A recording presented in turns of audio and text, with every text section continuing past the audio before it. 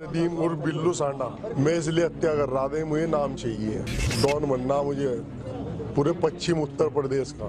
मुझे 5 मर्डर करने थे इकट्ठे। या मैं पैसे मांगता, अगर मुझे कोई पैसे न देता ना तो मैं उसे निपटाता। 5,95,000 में हज्जी इस्तकार प्रॉपर्टी डीलर मारा था मैंने। क्या नाम है, अमजद की हत्या करी थी मैंने। अब किन्हें मारना चाहते थे? अब आजम मिर्ची का, बुरा मुकबर, हसीना का। क्यों है क्यों मारना चाहते? वो मेरे से दुश्मनी कर रहे थे। आप उसे सनकी कहें, उसे गुंडा कहें, उसे क्रिमिनल कहें, या फिर गैंगस्टर कहें, या फिर शार्प शूटर।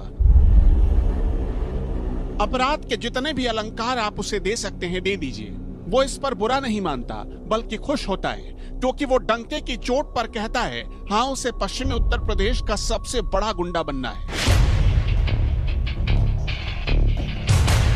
वो पुलिस को खुलेआम चुनौती देता है। मैं जो है ना अपनी जेल के अंदर अपने क्या नाम है बैरिंग के अंदर 3 दिन पहले कह दिया था मैं ना कस्टडी से भाग जाऊंगा मैं। अच्छा। आज ही, और उसी दिन भाग गया मैं। वो खुलेआम पुलिस इंस्पेक्टर पर गोली चला देता है। अच्छा, जब आज ये इन्होंने पकड़ा तो फायर किस पे किया था तुमने? इंस्पेक्टर साहब पे। क्यों है क्यों? बस मर्जी थी मेरी, यूं मुझे पकड़ने के चक्कर में। अच्छा। वो तो इनके नसीब बढ़िया है, बच गए। वो खुलेआम डेमो देता है कि कैसे पुलिस की हथकड़ी भी उसे कैद नहीं कर सकती। क्या जो वक्त में निकाल एक दिन जज साहब के आगे मैंने आया था, वो बिड़ो भी कह दिया था, मगर जज साहब ये देखो तो भाग जाऊंगा। साहब कहने लगे ये पागल है, इसे है ना वीडियो बनाया करो। नदीम उर्फ बिल्लू सांडा पश्चिमी उत्तर प्रदेश से ताल्लुक रखता है। उसका अंदाज मजाकिया है, लेकिन वो अंदर से उतना ही खूंखार और शैतान है। कहा जाता है कि संजय दत्त की खलनायक फिल्म देखने के बाद उसने खलनायक बनने का इरादा पाल लिया। इस फिल्म को देखने के बाद ही उस पर मर्डर करने का भूत सवार हुआ। वो अपने नाम का सिक्का दहशत की वजह से कायम करना चाहता था। वो संजय दत्त की तरह खलनायक बनने की खातिर एक दिन मर्डर, अपहरण और लूटपाट करना शुरू कर दिया।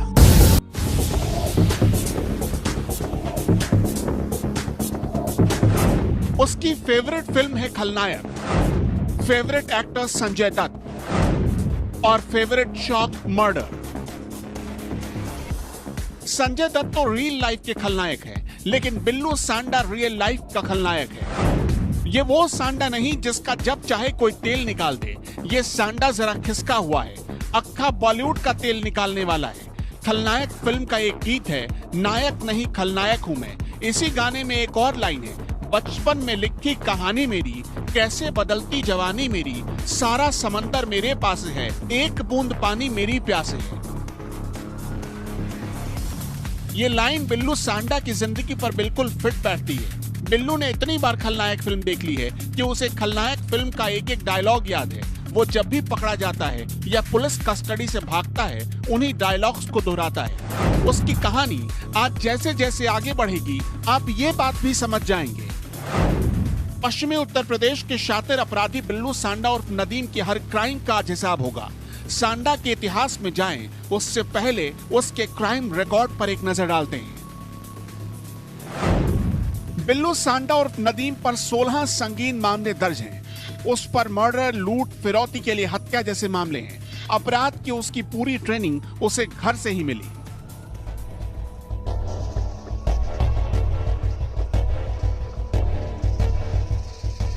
नदीम उर्फ बिल्लू सांडा सहारनपुर में पहले छोटी मोटी क्राइम किया करता था, लेकिन तब ना तो लोग और ना ही पुलिस उसे अहमियत देती थी। फिर उसने 2008 में कुछ ऐसा करने का सोचा जिससे उसका नाम अखबारों के फ्रंट पेज पर छप जाए। 2008 में सबसे पहले सुपारी लेकर पूजा उर्फ चवन्नी किन्नर को जान से मारने की कोशिश की, लेकिन नाकाम रहा। फिर फरवरी 2015 में बिल्लू ने पहला मर्डर किया। उसने आलम चौकीदार को मौत की नींद सुला दी और इसके बदले उसे 6 लाख रुपए मिले।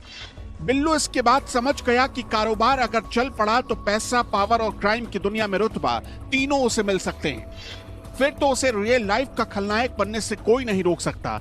बिल्लू इस हसरत को पूरी करने के लिए किसी भी हद तक जाने को तैयार था। खून से हाथ रंगने में भी उसके हाथ जरा भी नहीं कांपते थे।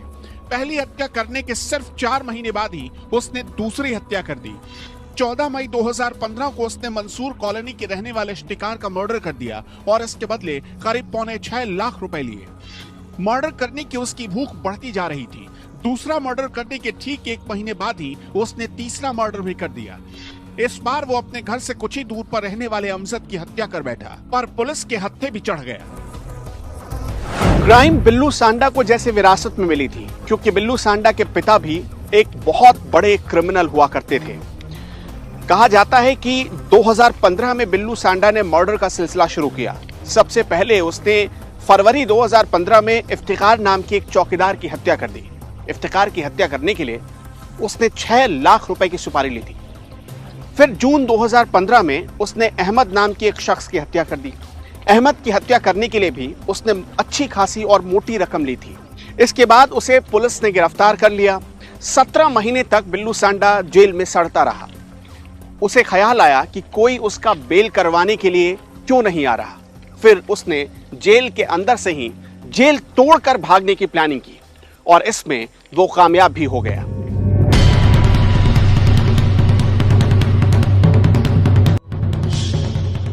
बिल्लू जेल में 1.5 साल से ज्यादा बिता चुका था। उसके घर से कोई उसकी जमानत करवाने को तैयार नहीं था। वो समझ चुका था कि अकेला है, इसलिए उसने कानूनी बहस करवाने की जगह कानून के सलाखों को तोड़कर फरार होने का प्लान बनाया।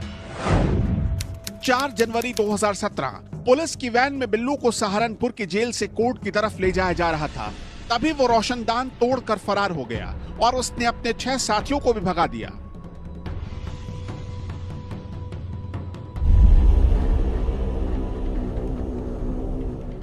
बिल्लू के फरार होते ही पुलिस ने उसके खिलाफ 12,000 रुपए का इनाम रख दिया और उसके साथियों पर 5,000 रुपए का।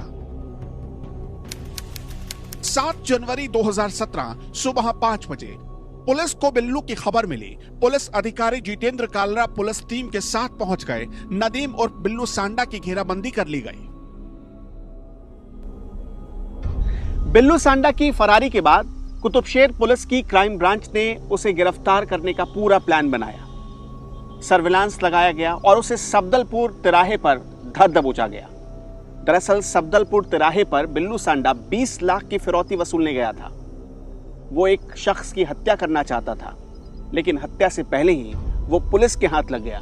जबरदस्त एनकाउंटर हुआ और बिल्लू सांडा फिर से गिरफ्तार हो गया। खुद को घिरा देखकर बिल्लू ने पुलिस की टीम पर फायरिंग शुरू कर दी। बीच सड़क पर दोनों ओर से ताबड़तोड़ गोलियां चलने लगी, लेकिन तभी पुलिस की एक गोली बिल्लू के पैरों में जा लगी। उसके बाद बिल्लू ने इंस्पेक्टर पर फायर कर दिया। उसकी फायरिंग में इंस्पेक्टर बाल बाल बच गए और भागने के सिर्फ 72 घंटे बाद पुलिस के हत्थे चढ़ गया बिल्लू सांडा। सोशल मीडिया पर इस वीडियो को बिल्लू सांडा के एनकाउंटर का वीडियो बताया जाता है और दावा किया जाता है कि ये वीडियो सहारनपुर के सफदलपुर तिराहे का है। पुलिस का डंडा चला तो बिल्लू ने राज खोलने शुरू कर दिए। उसने पुलिस को जानकारी दी कि उसकी बेल नहीं हो पा रही थी। बेल के लिए उसे पैसों की जरूरत आ पड़ी थी और पैसों के इंतजाम का एक ही तरीका बचा था, वो जेल से बाहर निकले और किसी से रंगदारी वसूले। उसने इंतजार नाम के एक कारोबारी को धमकी दी कि अगर रंगदारी नहीं दी गई तो पूरे परिवार को खत्म कर देगा। बिल्लू सांडा पर 1-2 नहीं पूरे 16 मामले चल रहे हैं। सारे मामले अपराध के हैं। सबसे बड़ी बात कि बिल्लू सांडा दावे के साथ कहता है कि वो जेल तोड़कर फरार हो जाएगा और हो जाता है। इसलिए उसे जिस जेल में रखा गया वहां पर उसे सीसीटीवी की निगरानी में रखा गया है। इसकी बड़ी वजह यह है कि बिल्लू सांडा 24 घंटे क्या करता है इस पर पुलिस नजर रखती है, ताकि फिर से वो किसी जेल ब्रेक को अंजाम ना दे पाए।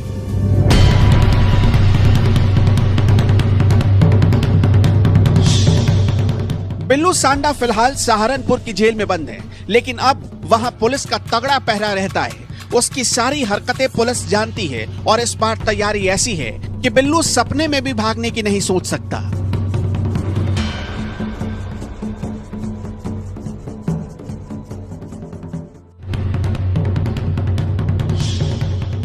बिल्लू सांडा फिलहाल सहारनपुर की जेल में बंद है, लेकिन अब वहां पुलिस का तगड़ा पहरा रहता है। उसकी सारी हरकतें पुलिस जानती है और इस बार तैयारी ऐसी है कि बिल्लू सपने में भी भागने की नहीं सोच सकता।